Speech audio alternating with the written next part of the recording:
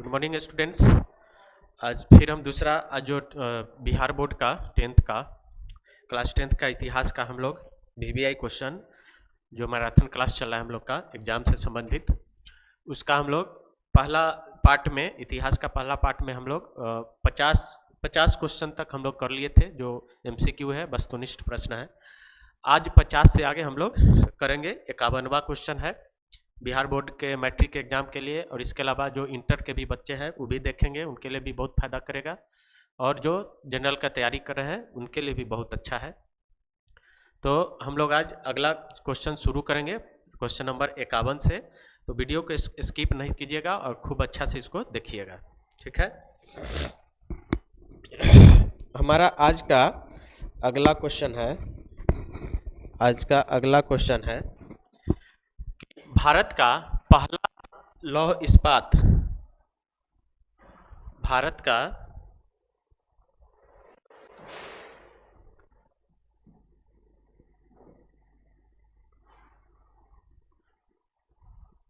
का पहला लौह इस्पात संयंत्र की स्थापना कब और किस स्थान पर किया गया था? भारत का पहला इस्पात संयंत्र की स्थापना कब और कहाँ किया गया था? तो भारत में पहले जो स्टील प्लांट का स्थापना किया गया था, जो पूरी तरह से भारतीय तकनीक पर आधारित था, यानी इसमें किसी भी दूसरे देश का सहयोग नहीं लिया गया था।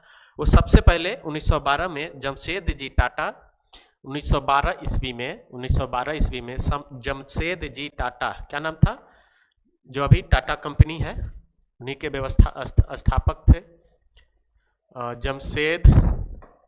जमशेद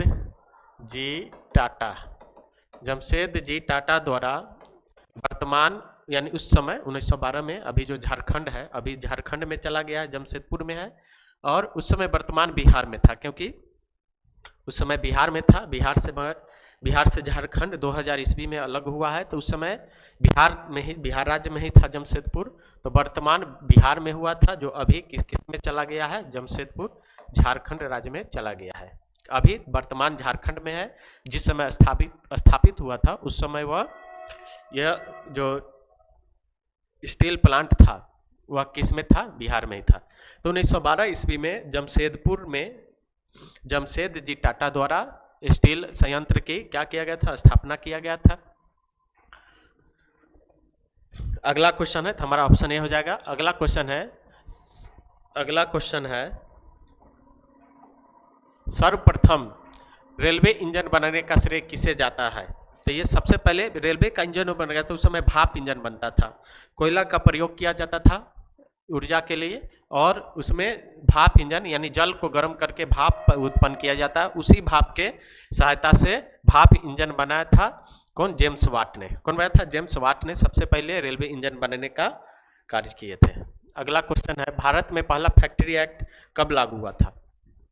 भारत में सबसे पहले फैक्ट्री एक्ट यानी फैक्ट्री का जो कानून था वह लॉर्ड रिपन के शासनकाल में 1881 ईस्वी में, किसके शासनकाल में? लॉर्ड रिपन के द्वारा फैक्ट्री एक्ट लागू किया गया था। इसका मुख्य उद्देश्य था बाल श्रमिक का नियंत्रण करना। बाल श्रमिक यानी बालकों से, यानी छोटे बच्चों से काम नहीं लेना था। इस एक्ट का सबसे प्रमुख प्रावधान था। इसके अलावा बहुत सारे प्रावधान थे। मजदूरों की सुविधाओं को ख्याल रखा गया था, और सबसे महत्वपूर्ण था बाल श्रमिक को ध्यान रखने। यानी बालकों से, छोटे बच्चों से कोई भी कार्य फैक्ट्रियों में नहीं कराना था। तो 1881 ईस्वी में सबसे पहले भारत में पहला क्या था? फैक्ट्री एक्ट आया था। किसके शासनकाल में? तो लॉर्ड रिपन के शासनकाल में। अगला है 19वीं सदी में संसार की उद्योगशाला किसे कहा जाता है? अगर 19वीं सदी की बात करें तो वह ब्रिटेन होगा। हमारा ऑप्शन हो जाएगा ए, आंसर हो जाएगा ए। अगर सीधे बोले कि संसार की उद्योगशाला किसे कहते हैं, इसमें सदी की बात न हो, यानी 19वीं सदी की बात नहीं हो, सिर्फ उद्योग की संसार का उद्योगशाला वर्तमान में अगर कहें तो वो जर्मनी होगा। कौन होगा? जर्मनी। अगर 19वीं सदी में कहे तब हो जाएगा कौन? ब्रिटेन यानी इंग्लैंड। चलिए अगला है भारत में पहला जूट मिल कहाँ स्थापित हुआ था? तो जूट मिल या कोई भी कारखाना वही स्थापित होता है जहाँ पे वहाँ कच्चा माल और अन्य सुविधा उपलब्ध हो। तो जूट जो है सबसे प्रमुख जूट का जो उत्पादन होता है बंगाल में होता था, अभी भी होता है। तो सबसे पहले जूट मिल का जो स्थापना हुआ था वह कहाँ हुआ था? बंगाल में हुआ था। चलिए अगला है सेफ्टी लैंप का आविष्कार किसने किया था? जहाँ इसमें ऑप्शन ही ना है, मार लाठी से जो है ना, ये जो टाइपिंग वाला है इसमें ऑप्शन ही नहीं दिया है। तो चलिए देखिए, जान लीजिए इसका आंसर। सेफ्टी लैंप का आविष्कार जो है सर हम्फ्री डेवी कौन किए थे? सर हम्फ्री डेवी द्वारा सेफ्टी लैंप का आविष्कार किया गया था। नाम याद रखना है, सर हम्फ्री डेवी। चलिए अगला है अंतर्राष्ट्रीय श्रम संघ की स्थापना कब हुई थी? अंतर्राष्ट्रीय श्रम संघ की स्थापना कब हुई थी? श्रम संघ जिसको हम ILO बोलते हैं, यानी इंटरनेशनल लेबर ऑर्गेनाइजेशन,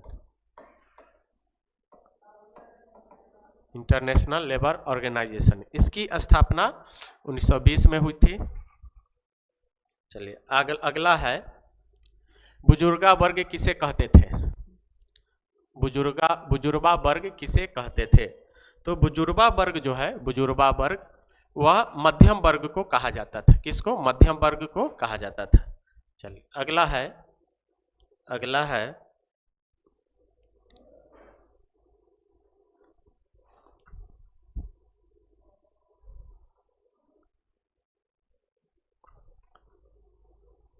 है रेशम मार्ग। रेशम मार्ग कहाँ से आरंभ होता था? ये बहुत ही विश्वविख्यात मार्ग है रेशम मार्ग। ये रेशम मार्ग जो है चीन से शुरू होता था और ये मध्य एशिया होते हुए यूरोप तक जाता था। इस मार्ग से बहुत बड़े स्तर पर दो महाद्वीपों के बीच व्यापार होता था, विभिन्न प्रकार के व्यापार होता था। और बौद्ध धर्म के प्रचार प्रसार के लिए जो बौद्ध अनुयायी थे वह इसी मार्ग से चीन से दूसरे देशों में जाते थे। तो यह रेशम मार्ग जो है चीन से कहाँ तक था? यूरोप तक था। यानी इसका आरंभ कहाँ से हुआ था? तो चीन से हुआ था। कहाँ तक जाता था? तो यूरोप तक। चलिए अगला है सर्वप्रथम कोयला से लोहा गलाने का आविष्कार किसने किया था? यानी कोयला का प्रयोग करके लोहा को गलाने का जो तकनीक था वह सबसे पहले कौन आविष्कार किया था? तो वो थे अब्राहम डर्बी। कौन थे? Abraham Darby. अगला क्वेश्चन, पूंजीपति वर्ग द्वारा किस वर्ग का शोषण हुआ है? अभी तक इतिहास पढ़िएगा, जितना भी इतिहास पढ़िएगा, किसी भी देश का इतिहास, तो दुनिया के किसी भी देश का इतिहास पढ़िएगा तो पूंजीपतियों के द्वारा सबसे ज़्यादा जो शोषण किया गया है वह श्रमिक यानी लेबर जो मजदूर है उन्हीं का सबसे ज़्यादा शोषण किया गया है पूरे दुनिया में। अगला है लंदन में अनिवार्य प्राथमिक शिक्षा। लंदन में अनिवार्य प्राथमिक शिक्षा कब लागू हुई थी? तो लंदन में जो अनिवार्य प्राथमिक शिक्षा, जिस प्रकार भारत में 6 से 14 वर्ष के बच्चों का अनिवार्य प्राथमिक शिक्षा लागू की गई है, 2009 के अधिनियम द्वारा पारित हुआ था और 10 में 1 अप्रैल से यह लागू हुई है भारत में। तो ये नियम, ये जो अधिकार है ये बच्चों को, वो लंदन में कब दिया गया था? तो 1870 में ही अनिवार्य प्राथमिक शिक्षा लागू की गई थी। और भारत की बात करें तो भारत में यह 2010 से लागू हुई है, 1 अप्रैल 2010 से। तो देखिए कितना आगे है ब्रिटेन हम लोग से, वास्तव में रहेगा तो हम पे शासन भी किया है, बहुत चतुर है, बहुत ही बुद्धिस्ट है, बुद्धिमान लोग हैं।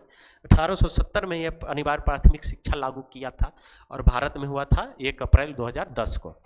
हमारा ऑप्शन हो जाएगा डी। अगला है इनमें से कौन सा पटना का प्राचीनतम नाम नहीं है? अगर पटना का नाम अगर देखें तो कुसुमपुर भी रहा है, पाटलिपुत्रा भी रहा है और जिमाबाद भी रहा है।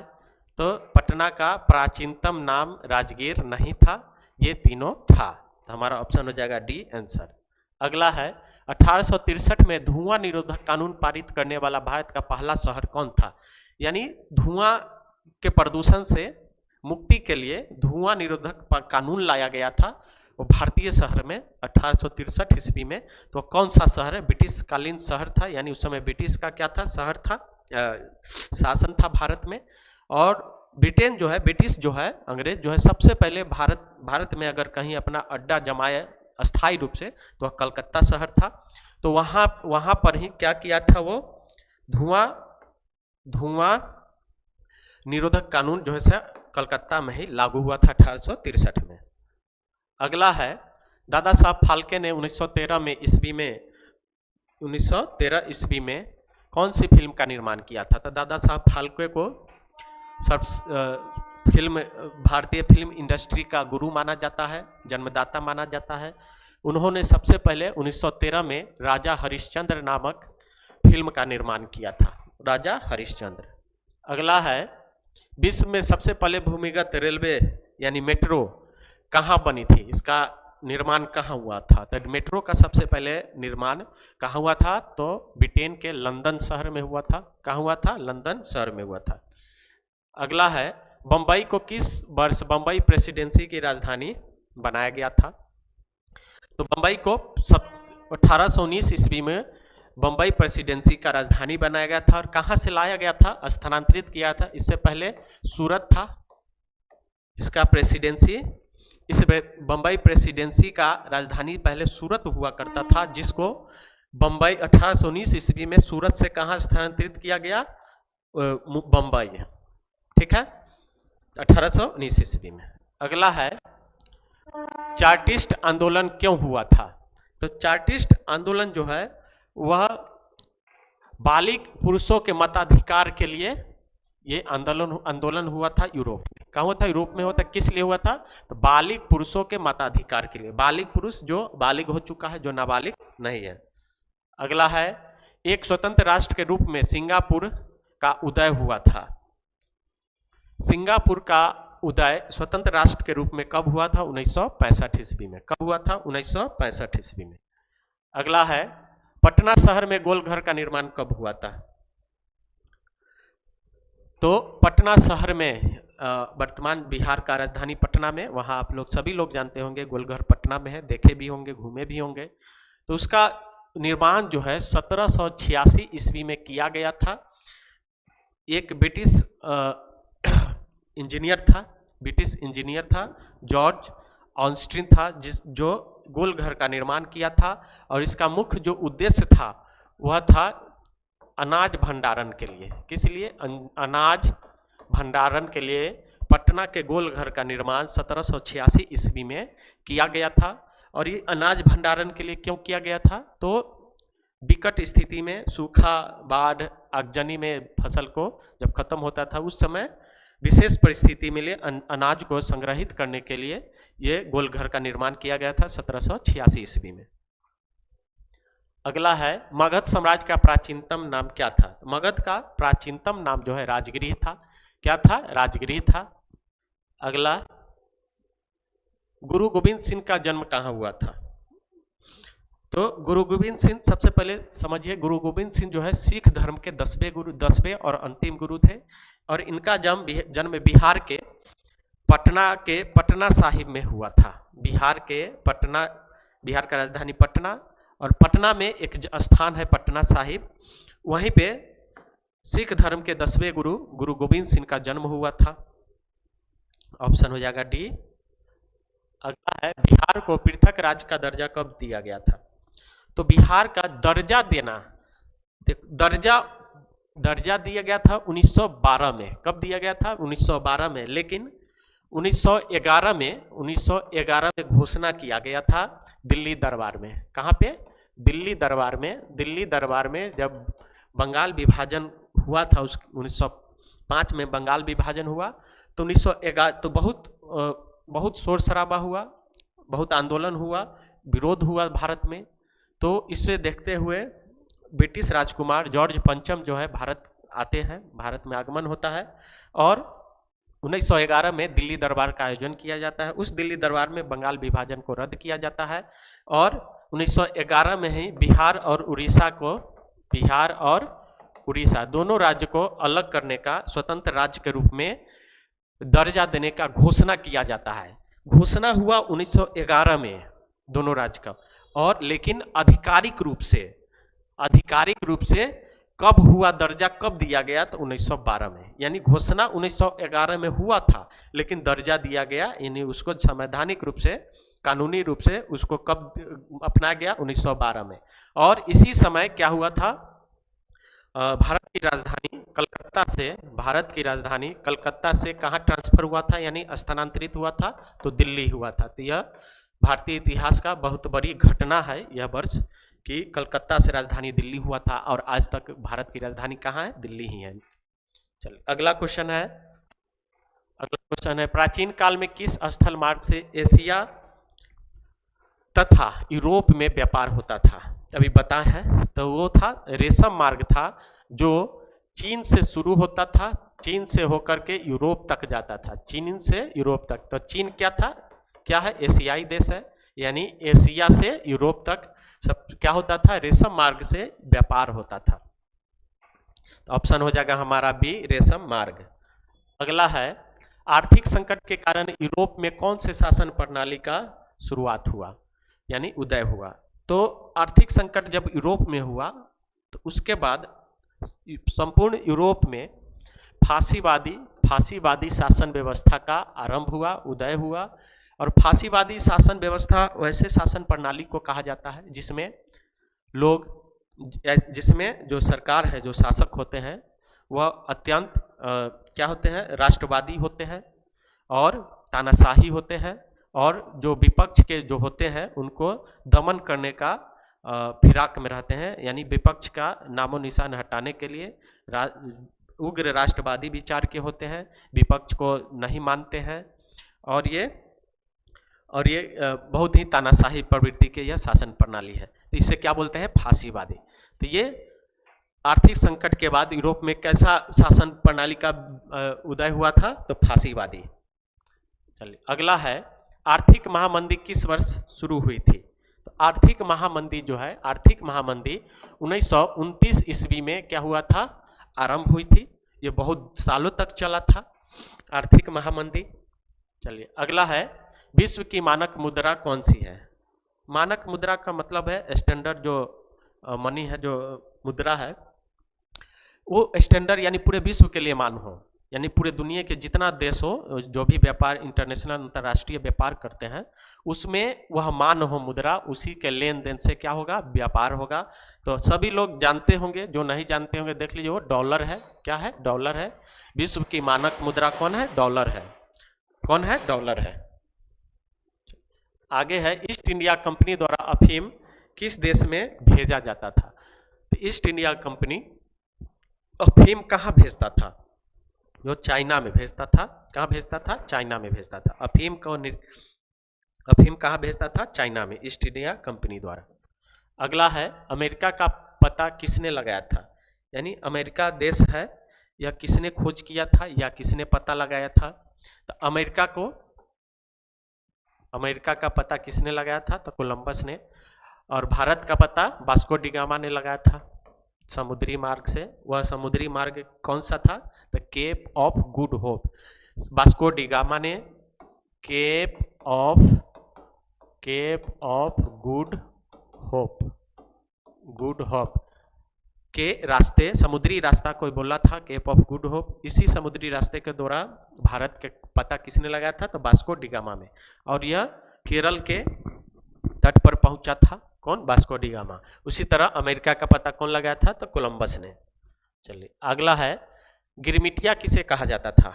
गिरमिटिया, तो गिरमिटिया जो है ब्रिटिश शासनकाल के दौरान ब्रिटिश जो है भारतीय मजदूरों को एग्रीमेंट करके, यानी अनुबंध करके ले जाता था कि तुमको इतना दिन तक वहाँ काम करना है, इतना पैसा मिलेगा। मतलब एक एग्रीमेंट के तहत भारतीय मजदूरों को यहाँ से ले जाता था अंग्रेज ब्रिटिश काल में, और दूसरे देशों में जाकर के बगानों में, ईख गन्ना बगान में, चाय बगान में, जो भी जिस प्रकार का बगान था उसमें उससे काम करवाता था एक एग्रीमेंट के तहत। तो उसी को क्या बोला जाता था? गिरमिटिया। तो ऑप्शन हमारा ए आंसर हो जाएगा। कौन चीज? अनुबंधित मजदूरों को। और ये अनुबंधित मजदूर जो कौन थे? भारतीय थे। कौन थे? भारतीय थे। यानी ये कौन थे? भारतीय थे। यानी गिरमिटिया अनुबंधित मजदूर था। चलिए अगला है, किस अमेरिकी राष्ट्रपति ने न्यू डील लागू की थी? न्यू डील सबसे पहले देखते क्या था। तो न्यू डील मतलब नया डील यानी दूसरों के साथ, दूसरे देशों के साथ डील करना। यह जो था, यह आर्थिक जो मंदी था, अमेरिका में बहुत आर्थिक मंदी आया था, शेयर बाजार बहुत अचानक से गिर गया था और लोगों का आर्थिक स्थिति बहुत ही दयनीय हो गई थी। तो इससे उबरने के लिए अमेरिका के तत्कालीन जो राष्ट्रपति थे एफडी रूजवेल्ट, उन्होंने इस आर्थिक मंदी से, इस समस्या से निपटने के लिए दूसरे देशों के साथ, जिसमें वित्तीय और मौद्रिक नीतियां शामिल थी, उसमें ये न्यू डील किए थे और इससे क्या था, आर्थिक जो मंदी था वहाँ पे उससे निपटने में सहायता मिली थी। तो न्यू डील कौन किए थे? तो एफडी रूजवेल्ट थे, ये अमेरिका के तत्कालीन राष्ट्रपति थे। अगला है, ब्रेटन वुड्स सम्मेलन किस वर्ष हुआ था? ब्रेटन वुड्स सम्मेलन जो है, इसको देखते हैं। ब्रेटन वुड्स सम्मेलन जो है ये द्वितीय विश्व युद्ध के बाद हुआ था। द्वितीय विश्व युद्ध के बाद हुआ था। द्वितीय विश्व युद्ध में विश्व समुदाय का आर्थिक स्थिति खराब हो गई थी, क्योंकि युद्ध में बहुत सारे धन का क्या होता है, उपयोग होता है, बहुत धन खर्च होता है, गोला बारूद बहुत सारा खर्च होता है सैनिकों पर लड़ाई युद्ध में। तो आर्थिक स्थिति से दुनिया को निपटने के लिए इस सम्मेलन का क्या हुआ था, आहूत की गई थी, सम्मेलन किया गया था ब्रेटन वुड्स में। और इसी सम्मेलन में वित्तीय स्थिरता को, विश्व की वित्तीय स्थिरता को सुनिश्चित करने के लिए 1944 ईस्वी में ब्रेटन वुड्स सम्मेलन हुआ था। और इसी सम्मेलन के तहत वर्ल्ड बैंक यानी इसको विश्व बैंक भी बोलेंगे हिंदी में, विश्व बैंक और IMF, वर्ल्ड बैंक यानी विश्व बैंक और IMF यानी इंटरनेशनल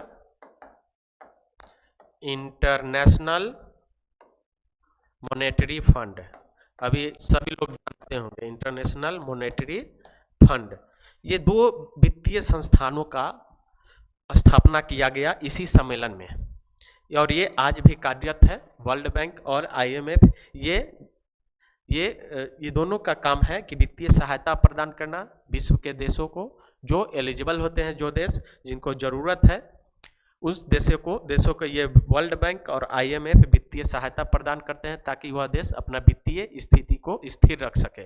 तो इसका जो स्थापना हुआ था वह ब्रेटन वुड्स सम्मेलन के दौरान ही हुआ था। और यह सम्मेलन हुआ कब था? तो 1944 में हुआ था। और ये दोनों संस्थान का जो स्थापना हुआ था वह जुलाई 1944 में हुआ था। ये भी याद रखना है कि वर्ल्ड बैंक की स्थापना कब हुआ था? जुलाई 1944 में। IMF यानी इंटरनेशनल मॉनेटरी फंड का स्थापना कब हुआ था? तो जुलाई 1944 में। किस सम्मेलन के दौरान इस दोनों का स्थापना हुआ? तो ब्रेटन वुड्स सम्मेलन में। कब हुआ था? 1944 में। चलिए अगला क्वेश्चन है, पेरिस शांति समझौता कब हुआ था? पेरिस शांति समझौता कब हुआ था? तो ये हुआ था 1919 ईस्वी में। पेरिस शांति समझौता हुआ था 1919 ईस्वी में। ये उस समय जब यह समझौता हुआ था तो अधिकांश देश यूरोप के थे, लेकिन बाद में इसका विस्तार हुआ जिसमें अमेरिका भी शामिल हुआ था। और इसी विवाद में कुछ पिछले कार्यकाल में जो डोनाल्ड ट्रंप थे अमेरिका के राष्ट्रपति, वह इस सम्मेलन से बाहर होने की बात कह रहे थे, पेरिस शांति समझौता से अलग होने की बात कह रहे थे। चलिए अगला है, 1448 गुटेनबर्ग ने कौन सी पहली पुस्तक छापी थी? तो गुटेनबर्ग एक जर्मनी के नागरिक थे और वो सबसे पहले छपाई मशीन जो क्या किए थे, आविष्कार किए थे। तो ये गुटेनबर्ग जो है सबसे पहले बाइबिल की क्या किए थे, बाइबिल पुस्तक को क्या किए थे, छापे थे अपनी मशीन के द्वारा, छपाई मशीन के द्वारा। आंसर हो जाएगा हमारा ए, बाइबिल। अगला है, भारत में पहला छापाखाना कहाँ स्थापित हुआ? भारत की बात करें, अगर भारत की बात करें तो भारत में सबसे पहले पुर्तगालियों के द्वारा गोवा में, किसके द्वारा? पुर्तगालियों के द्वारा क्या किया गया था? छापाखाना का स्थापना किया गया था। कब, कहाँ पे? गोवा में। किसके द्वारा? तो पुर्तगालियों के द्वारा। कहाँ पे? गोवा में। और गोवा से जो है, गोवा 1961 में, गोवा सब उस समय तक 1961 तक, यानी उससे 1961 से पहले तक गोवा जो है क्या था? पुर्तगालियों का ही कॉलोनी था, वह भारत का राज्य नहीं था। 1961 में पुलिस यानी सैनिक कार्रवाई के द्वारा गोवा को आज़ाद कराया गया था पुर्तगालियों से।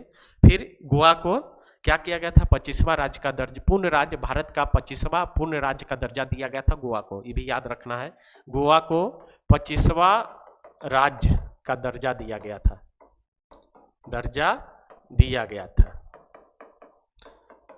पहले यह पुर्तगालियों का ही कॉलोनी था। क्या था? पुर्तगालियों का ही यह कॉलोनी था, भारत का यह राज्य नहीं था। 1961 में सैनिक शासन द्वारा, ऑपरेशन विजय के द्वारा यहाँ पे क्या किया गया था? यहाँ से पुर्तगालियों से को खाली करा करके भारत का पूर्ण राज्य का 25वां राज्य का दर्जा इसे दिया गया था। चलिए अगला है, मार्टिन लूथर किंग कौन थे? तो मार्टिन लूथर किंग जो है एक धर्म सुधारक थे। क्या थे? धर्म सुधारक थे। और ये अमेरिका के थे। कहाँ के? अमेरिका के नागरिक थे। ये बहुत बड़े धर्म सुधारक थे, विचारक थे, समाजवादी थे। आंसर हो जाएगा ए, धर्म सुधारक। अगला है, देसी भाषा में प्रकाशित पहला समाचार पत्र कौन था? बंगाल गजट, हिंदू। इसमें सब ये भी अंग्रेजी में था, ये भी अंग्रेजी में था, ये भी अंग्रेजी में था। तो देखते हैं देसी भाषा में, इसमें देसी भाषा की बात करें। चलिए इसमें ऑप्शन छूट गया है। देसी भाषा में अगर बात करें, पहला देसी भाषा में समाचार पत्र वह था उदंत मार्तंड। उदंत मार्तंड कौन था? उदंत मार्तंड। और यह किस भाषा में था? हिंदी में। किस भाषा में था? हिंदी में। पहला, भारत का पहला देसी भाषा में समाचार पत्र जिसका नाम है उदंत मार्तंड, वह हिंदी भाषा में छापा गया था। अगर भारत की पहली समाचार पत्र की बात करें, भारत की पहली समाचार पत्र की बात करें, तो वह बंगाल गजट था। सबसे पुराना भारत का प्रथम समाचार पत्र जो अंग्रेजी भाषा में छापा गया था। यहाँ दो बात है, अगर पूछेगा भारत का सबसे पहला समाचार पत्र कौन था, तो वो बंगाल गजट था। अगर पूछेगा भारत का पहला देसी भाषा में कौन समाचार पत्र था, तो उदंत मार्तंड था। तो देसी भाषा में किस भाषा में छापा गया था? तो हिंदी भाषा में। पूछेगा बंगाल गजट किस भाषा में छापा गया था? तो अंग्रेजी भाषा में। हिंदू पैट्रियट किस भाषा में छापा गया था? अंग्रेजी में। स्टेट्समैन किस भाषा में छापा गया था?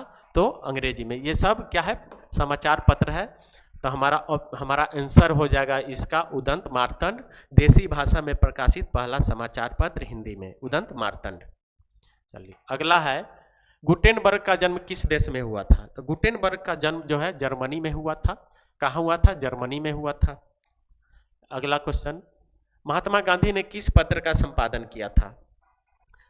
तो महात्मा गांधी ने इससे पहले वाले वीडियो में बताए थे कि यंग इंडिया, नवजीवन, हरिजन, ये सब जो है किसका है?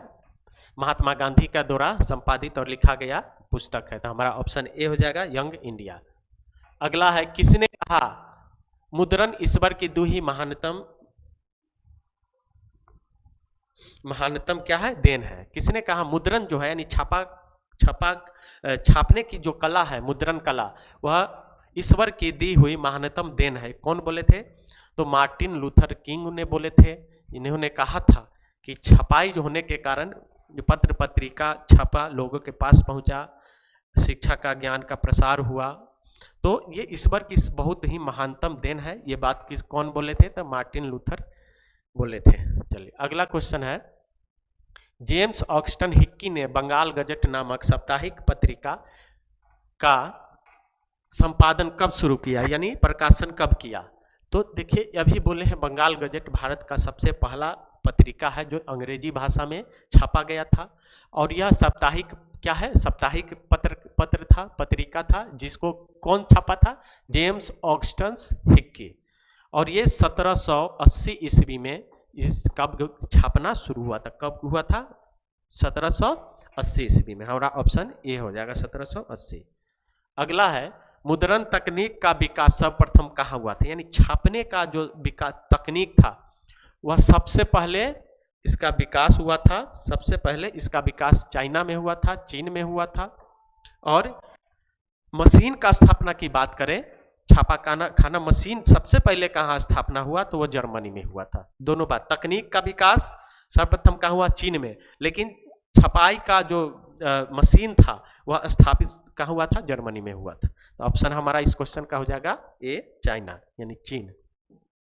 गुटेनबर्ग द्वारा प्रिंटिंग प्रेस का आविष्कार कब किया गया था?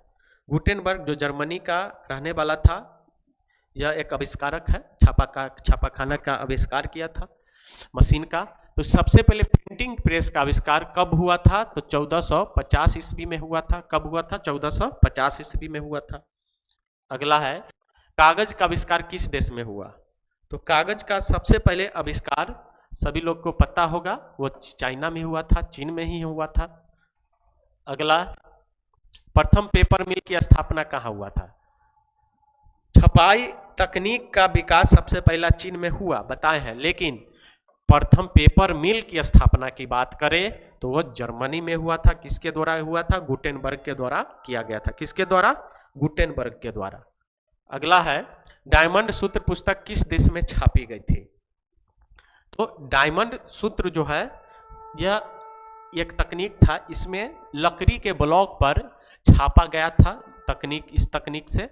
तो ये जो है डायमंड सूत्र पुस्तक किस देश में छापी गई थी? तो वो चीन में छापी गई थी। कहाँ पे? चीन में। ऑप्शन में नहीं है, आप याद क्या रखना है? चीन में, यहाँ पे नहीं, ये कोई ऑप्शन इसमें नहीं है। तो इसको याद रखेंगे, डायमंड सूत्र जो है चीन में छापी गई थी। अगला है अमृत बाजार पत्रिका का प्रकाशन किसने शुरू किया था? तो अमृत बाजार पत्रिका का प्रकाशन जो है मोतीलाल घोष और इन्हीं का अपना भाई थे शिशिर कुमार घोष। कौन? शिशिर कुमार घोष। ये दोनों अपना सहोदर भाई थे। ये दोनों बंधुओं ने मिलकर के अमृत बाजार नामक पत्रिका का प्रकाशन किए थे। तो हमारा ऑप्शन हो जाएगा ये, मोतीलाल घोष और शिशिर कुमार घोष दोनों अपना सहोदर भाई थे। ये दोनों ने मिलकर के अमृत बाजार नामक पत्रिका का क्या किए थे? प्रकाशन शुरू किए थे। और जब प्रेस एक्ट लागू किया गया था तो इन्होंने अपनी भाषा को बदल दिया था। उस एक्ट से बचने के लिए, ब्रिटिश द्वारा जो एक्ट लागू किया गया था, उस एक्ट से बचने के लिए क्या किया गया था? इस पत्रिका का भाषा बदल दिए थे। अंग्रेजी में इसका क्या होने लगा? छपाई करने लगे। चलिए अगला क्वेश्चन है वर्नाकुलर प्रेस एक्ट किसके शासनकाल में लागू हुआ था? तो यही प्रेस एक्ट की यही बात अभी कर रहे थे। प्रेस एक्ट लागू हुआ था, लॉर्ड लिटन के द्वारा लागू हुआ था 1878 ईस्वी में। कब हुआ था? 1878 ईस्वी में लॉर्ड लिटन ने एक एक्ट लाया था। सबसे पहले देखें कि लॉर्ड मेटकॉफ इसको भारतीय प्रेस का मुक्तिदाता, यानी प्रेस का मुक्तिदाता कहा जाता है। ये 1835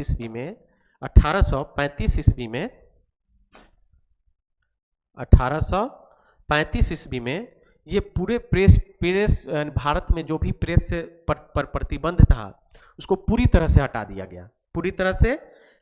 गया। किसके द्वारा? लॉर्ड मेटकॉफ के द्वारा भारत में जो भी प्रेस पर प्रतिबंध था उसको हटा दिए।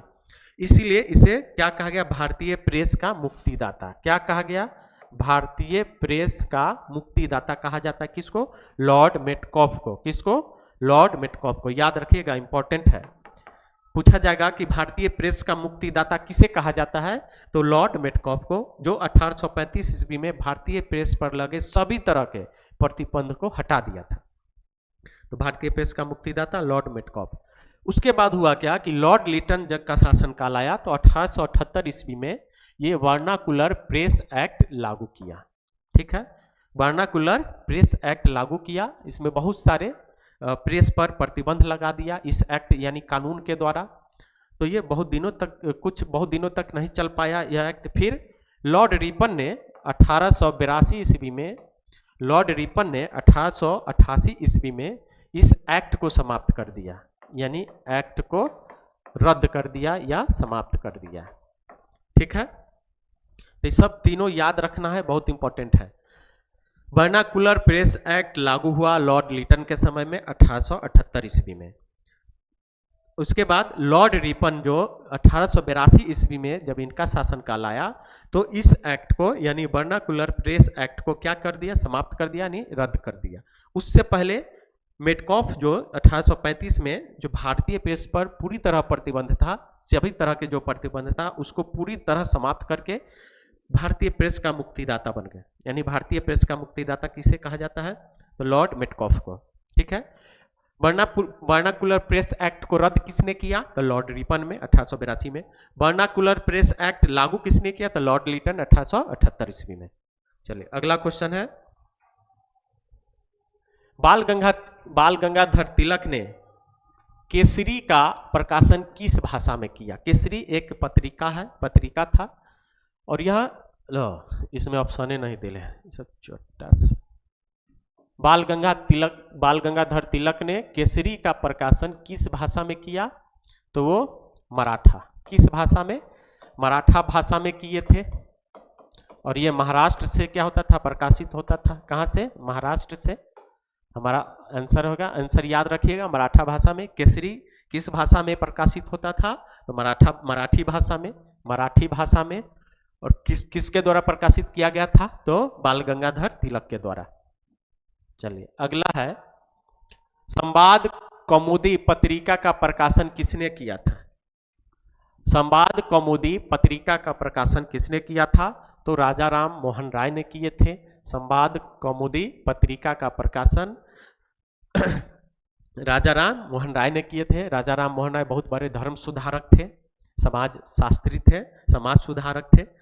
ठीक है, इन्होंने ही लॉर्ड विलियम बेंटिंक की सहायता से भारत में सती प्रथा जैसे कुकृत अपराध को इन्होंने क्या किए थे, समाप्त किए थे। सती प्रथा को, इतना क्रूर यह हमारा जो कल्चर था बहुत खराब था, जिसको राजा राम मोहन राय ने लॉर्ड विलियम बेंटिंक की सहायता से राजा राम मोहन राय ने सती प्रथा का अंत किया था।